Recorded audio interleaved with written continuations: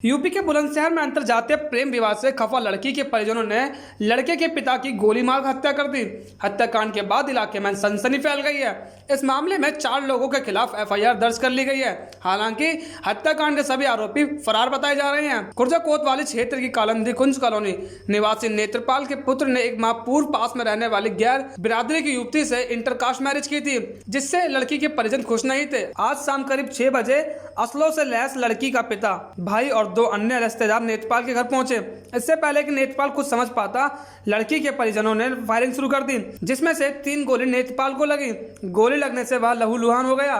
सूचना के बाद मौके पर पहुंची पुलिस ने नेत्रपाल को पास के अस्पताल में पहुंचाया, जहां उपचार के दौरान उसकी मौत हो गई। एसएसपी की माने तो चौकी इंचार्ज और सिपाही से पीड़ित परिवार ने सुरक्षा की गुहार लगाई थी, लेकिन चौकी इंचार्ज ने फरियाद को अनसुना कर दिया।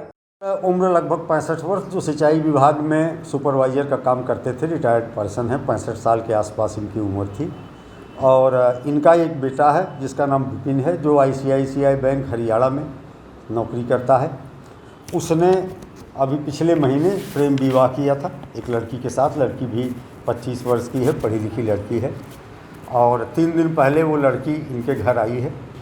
घर वाले शादी के विरोध में थे और आज शाम के समय लगभग 6:30 बजे के आसपास जो नेत्रपाल की बहू है, नई बहू जो घर में आई है, उसके पिता दामोदर, भाई आकाश, चाचा रामेश्वर दयाल और रणवीर सिंह, ये 4 लोग घर पहुंचे हैं। जबकि आज दिन में 1-2 बार इन लोगों ने फ़ोन किया था और कहा था कि हम शादी से सहमत हैं और अब कोई बात नहीं है। तो घर वालों को एक तरह से झांसा दे रहे थे। शाम को आने के बाद इन्होंने नेत्रपाल के ऊपर फायरिंग की है, जिससे नेत्रपाल गोली लगने से घायल हो गए। हॉस्पिटल ले जाए गए, जहां उनकी डेथ हो गई है। फिलहाल मुकदमा दर्ज कर लिया गया है। अभियुक्तों की गिरफ्तारी का प्रयास किया जा रहा है। इस पूरे प्रकरण में मौके पे भ्रमण करने, परिवारीजनों से बातचीत करने के बाद ये बात निकल के आई है कि चौकी प्रभारी संतोष मिश्रा और उस चौकी के सिपाही तेजवीर की भूमिका इस प्रकरण में ठीक नहीं थी। उन्हें पीड़ित परिवार ने जानकारी दी थी कि उनके साथ कोई हादसा हो सकता है।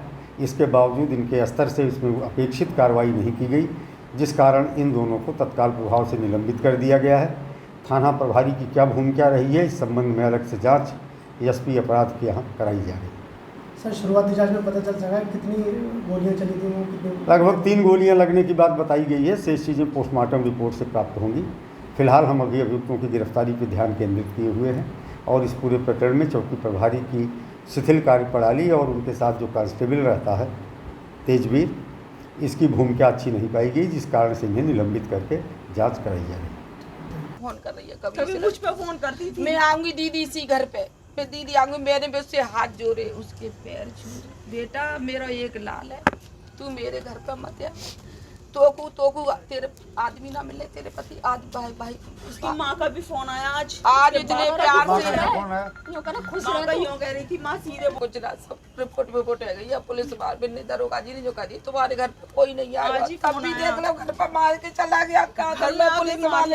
पुलिस वालों ने भी ये कही है कि हमारी तरफ से बेटा तुम बाहर मत जाओ, बस घर में सेफ है, तुम घर में रहो। भैया अब कब तक रहे अपनी द्वार दरवाजे देखा तो बैठते ही अपने घर भैया को भेज ही रहा है। अपने भैया तू चला जा, तेरे साथ कुछ गलत ना कर, तू बाहर जावे। अरे भैया, यहाँ से ड्यूटी किसकी लगाए?